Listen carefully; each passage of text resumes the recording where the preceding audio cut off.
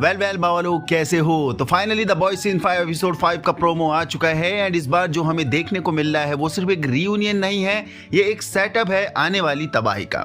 Jensen Lakers, Z पेडल्की और मिसा Collins, मतलब पूरा सुपरनैचुरल ट्रायो एक फ्रेम में है। लेकिन अगर तुम द बॉयज को जानते हो तो तुम्हें पता है यहाँ पे रियूनियन का मतलब होता है कोई सेफ नहीं है बाबा। और यस, प्रोमो में वो ब्लड सेट दिख रहा है। ये ट्रायो जो कभी एक साथ दिखता था, एक दूसरे का खून का प्यासा भी देखने को मिल सकता है इन फ्यूचर। सो प्रोमो ने सीधा सिग्नल दे दिया है मिस्टर मैराथन का एंट्री सिर्फ कैमियो नहीं है, ये बंदा इस स्टोरी को आगे पुश करेगा और शायद किसी बड़े इवेंट का ट्रिगर बनेगा, जो कि V1 को चेज करने की रेस इसमें और बूस्ट होने वाली है। अब सवाल ये है कि मिस्टर मैराथन जो जेड पेडल की रोल प्ले कर रहे हैं सच में हेल्प करेगा या ये एक और डेडली ट्रैप हो जाएगा होमलैंडर के लिए। तो अभी हम इस प्रोमो को सिर्फ देखने वाले नहीं है, इसे डिकोड करेंगे डीपली कॉमिक कनेक्शन के साथ, क्या चेंज हो रहा है और क्यों हो रहा है और आगे स्टोरी किस डायरेक्शन में जा सकती है। तो डीप ब्रेकडाउन के साथ बात करेंगे क्योंकि इस बार गेम सिर्फ जीतने के लिए नहीं है, अल्टीमेट पावर तक पहुंचने का है जो कि है V1। नाउ सबसे पहले उस कोर सीन को पकड़ते हैं। होमलैंडर और soldier boy directly mister marathon के पास जाते हैं जिसे जेड पेडल्की प्ले कर रहे हैं और बात होती है V1 की। और यहाँ पे एक छोटी सी डिटेल है जो इग्नोर करना इजी नहीं है। मिस्टर मैराथन का रिप्लाई आता है, you have to come to the right place. What do you know about V1? Come to the right place.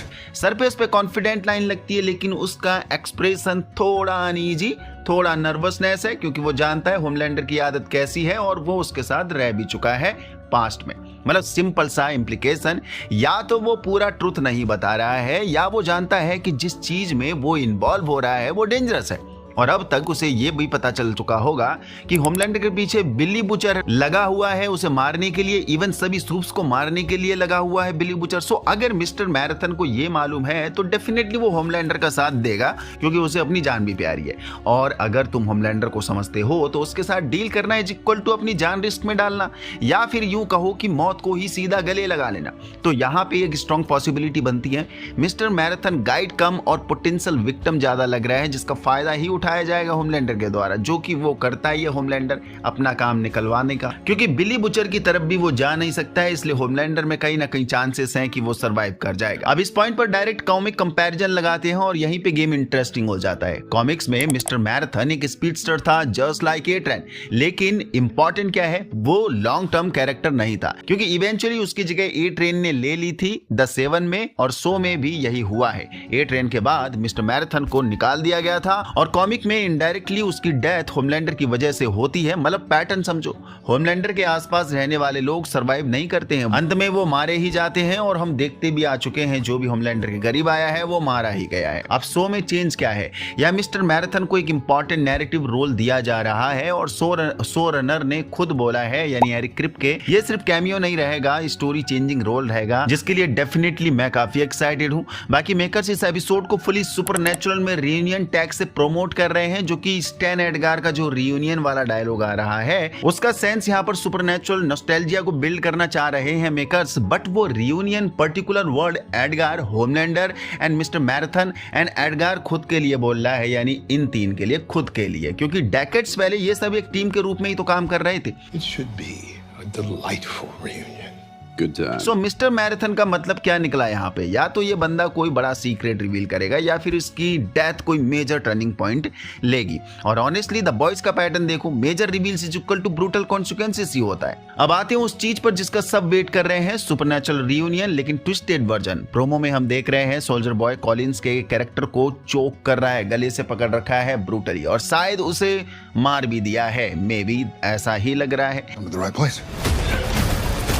क्योंकि जो ह्यूमन ब्लास्ट हुआ है वो कॉलिंस के कैरेक्टर ही एज्यूम हो रहा है, जिसके चिथड़े मिस्टर मैराथन के ऊपर देखने को मिल रहे हैं और पूरे हॉल में भी देखने को मिल रहे हैं। इवन मिस्टर मैराथन की जो पोस्टर्स लगे हुए हैं उसमें भी सारे चिथड़े खून के दाग देखने को मिल रहे हैं। सो अगर तुमने सुपरनैचुरल देखा है तो तुम्हें इंस्टेंटली याद आएगा सीजन 5 फिनाले, जहां कैस्टिल को एक सेकंड में ब्लास्ट कर दिया गया था। अब यहाँ कोइंसिडेंस लग सकता है ये मोमेंट, लेकिन द बॉयज के क्रिएटर कौन है, वही बंदा जिसने सुपरनैचुरल बनाया है, मींस एरिक क्रिप्के। मतलब ये एक रैंडम रेफरेंस नहीं है, ये इंटेंशनल कॉल बैक हो सकता है। और अगर ये कॉल बैक फॉलो होता है तो कॉलिंस का कैरेक्टर सर्वाइव नहीं करेगा, जो फर्स्ट अजम्पशन भी यही सेट हो रहा है। बाकी प्रोमो में हमें मिस्टर मैराथन फुली ब्लड में कवर्ड दिख रहा है, तो इसके 3 तरीके से समझा जा सकता है।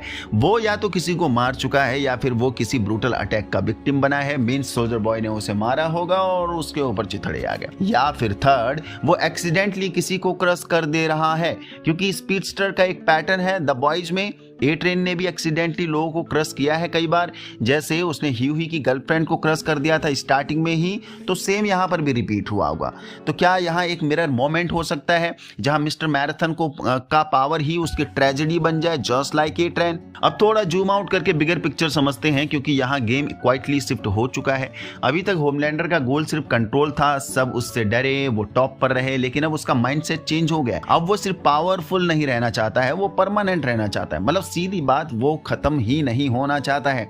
अब यहीं पे इमॉर्टैलिटी डेंजरस बन जाती है, क्योंकि एक ऐसा बंदा जिसे ऑलरेडी कोई रोक नहीं पा रहा है, अगर वो इमॉर्टल हो गया तो फिर गेम लिटरली खत्म है। ये पावर अपग्रेड नहीं, एंड गेम सेटअप है। तो मिस्टर मैराथन का रोल यहाँ क्लियर हो जाता है। बाहर से वो हेल्पर लग रहा है, लेकिन होमलैंडर के लिए बस इतना है, ये बंदा मुझे V1 तक पहुंचा सकता है, उसके बाद इररिलेवेंट, एंड ये जरूर उसे खत्म भी कर देगा अगर इसकी सनक गई तो। क्योंकि इसी की तरह स्पीडस्टर के साथ होमलैंडर की बैड हिस्ट्री जो रही है ए ट्रेन के साथ, और उसका पैटर्न भी वही है, जब तक यूजफुल हो तब तक सेफ हो, वरना खत्म। बाकी प्रोमो में ही हम देखते हैं बिली का डॉग डॉगी स्टाइल में ले रहा है होमलैंडर के टॉयज की।